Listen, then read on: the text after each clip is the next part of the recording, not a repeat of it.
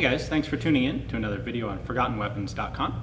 Today we're at Rock Island Auction looking at some of the cool guns coming up in the September 2014 premiere auction.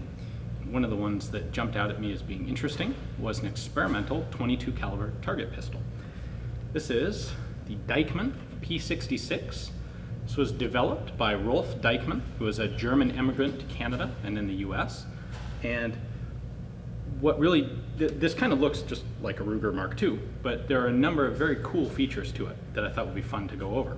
Now what's neat is in addition to this, which is serial number X3 of the pistol, these never went into production, Rock Island also has number X4, which is a Cutaway model, which shows exactly how everything in the mechanism works. And if you like guns the way I like guns, cutaways are really pretty neat and appealing. So let's go ahead and take a closer look at this and look at some of these neat and interesting features. All right, so here we have both the live gun, number 3, and we have the Cutaway, which was number 4, before they cut away the serial number. To take a look at how this works, we'll first take out the magazine.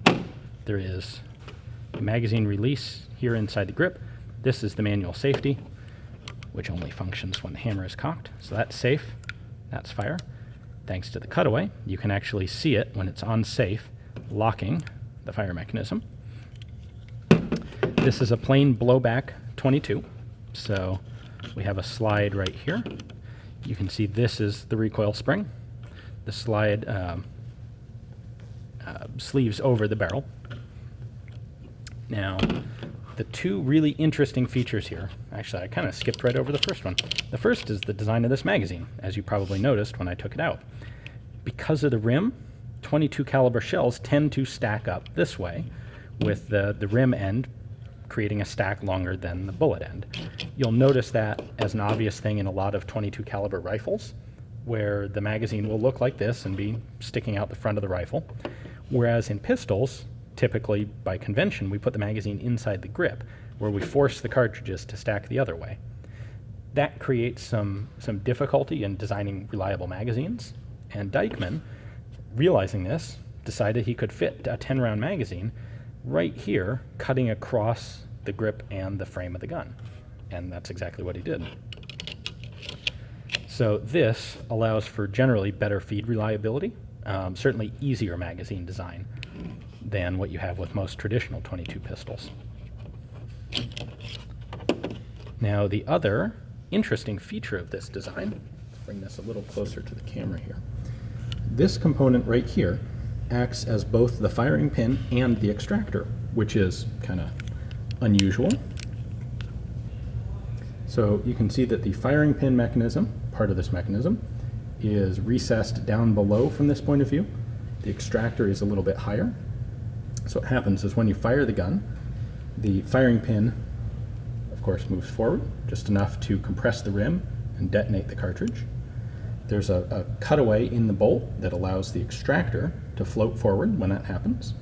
And then once the cartridge fires and begins to recoil, the hammer cocks, and you can see that the extractor hook pulls back slightly and then pulls the cartridge out.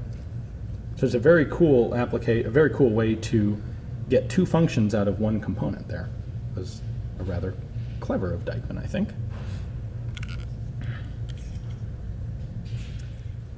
Now, one other really cool element to this pistol, and again, shows a lot of foresight from the designer, is disassembly of the fire control mechanism. So to take this down, I'm going to start by taking out the magazine. Check, confirm that it is empty. Now, the whole fire control mechanism is removable as a single discrete unit. What you do is pull the hammer back slightly beyond its normal travel, and then rotate the unit 90 degrees to the right, and the whole thing comes out. This, of course, is our ejector wedge, and then you've got all the rest of your components just built in there. Take the ejector off, and you can disassemble this further. Now, the idea that Dieckmann had, which is described in some of his literature, is several purposes. First off, this is easy to take out to repair or clean. It was also envisioned that there would be, in addition to this regular fire control unit, you could get a separate dry firing unit which would allow you to dry fire the pistol to your heart's content. That's typically something that's not good to do with a rimfire, but by having a separate unit that could do that without danger of damage, it would be much easier for target shooters to practice with. Also, being able to remove this unit allowed you to very easily store the pistol safe from either, well, primarily children who might get a hold of it. Well, it doesn't really, there's no danger present if they get a hold of the gun and it has no firing mechanism in it. So this was designed with pretty decent large target style sights. How it performed, we really can't say because these never went into production. These few were made in Connecticut, the Bridgeport Firearms Company, right there.